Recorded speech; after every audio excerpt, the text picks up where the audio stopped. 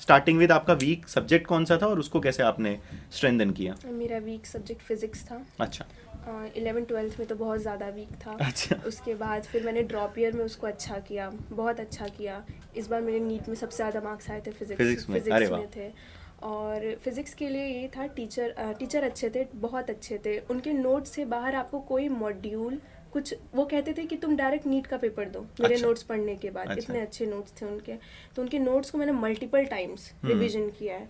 जैसे एक एक कॉपी एक एक दिन में रिवीजन किया। तो सबसे ज़्यादा टाइम जो है वो मैंने फिज़िक्स को दिया था। आपने ये ड्रॉप ईयर में किया फाइनली हाँ जाके? जी, ठीक है हाँ, ठीक ड्रॉप है। ईयर में फिज़िक्स को बहुत स्ट्रॉन्ग है क्योंकि मेरे सबसे कम मार्क्स आए थे फिज़िक्स में, अच्छा 12th के साथ जो नीट हुआ था। अच्छा तो उसके बाद फिज़िक्स में वो क्या, उसके बाद मैं मॉड्यूल सॉल्व करती थी। ठीक है। वही, और उसके, हाँ, उसको मैं जैसे वही 50-60 पेज का चैप्टर है तो उसको मैं 1-2 पेज में सिर्फ फॉर्मूला लिख के और उसको मैं रोज़ रिवाइज करती थी। Right right. एक तो वो बनाया था और एक तो मैंने अपने घर की पूरी वॉल्स पे, रूम की वॉल्स पे सारे फॉर्मूला लगा दिए थे। मैं 1 घंटा फिक्स टाइम था 12 to 1 कि मैं Okay. उसको रिवाइज करूँगी वाह। रोज़, कि पूरा एक बार रिवाइज हो जाएगा सारे के सारे फॉर्मूलाज। हाँ। तो फिज़िक्स के लिए, फिज़िक्स में वो फॉर्मूला एक बार रिवाइज करना वो आपको बहुत ज़्यादा स्ट्रॉन्ग कर देता है उस ठीक है। सब्जेक्ट में।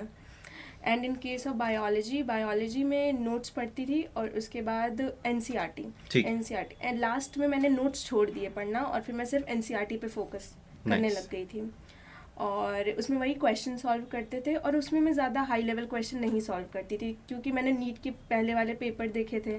तो उसमें जो थे आता वो बुक में से ही था, तो मैं बुक पे फोकस करती थी ज़्यादा और नोट्स तो बहुत बार पढ़ ही लिए थे। और इन केस ऑफ केमिस्ट्री मेरा फिज़िकल वीक था क्योंकि उसके फॉर्मूलाज मुझसे जल्दी याद नहीं होते थे उसमें। तो और इनऑर्गेनिक और ऑर्गेनिक तो अच्छी थी, ऑर्गेनिक सबसे अच्छी थी मेरी। एंड इनऑर्गेनिक भी ठीक थी क्योंकि टीचर ने बहुत अच्छे से उनको उस टॉपिक को करा दिया था। और फिज़िकल में भी वही फॉर्मूलाज लिखे थे। और ऑर्गेनिक के केस में मैंने रिएक्शन की एक अलग कॉपी बनाई थी। Right. कि मुझे एक एक रिएक्शन एक एक लाइन में लिख के वहाँ ख़त्म करना है और उसको रोज़ रिवाइज करना है उसको भी।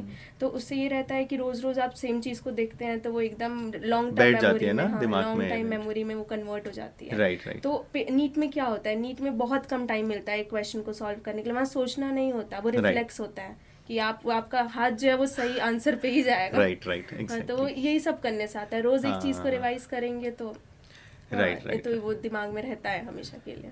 Thank you for watching the entire clip. अगर आप नीट प्रिपरेशन से रिलेटेड और वीडियोस देखना चाहते हैं तो नीट स्पॉट चैनल को सब्सक्राइब कीजिए।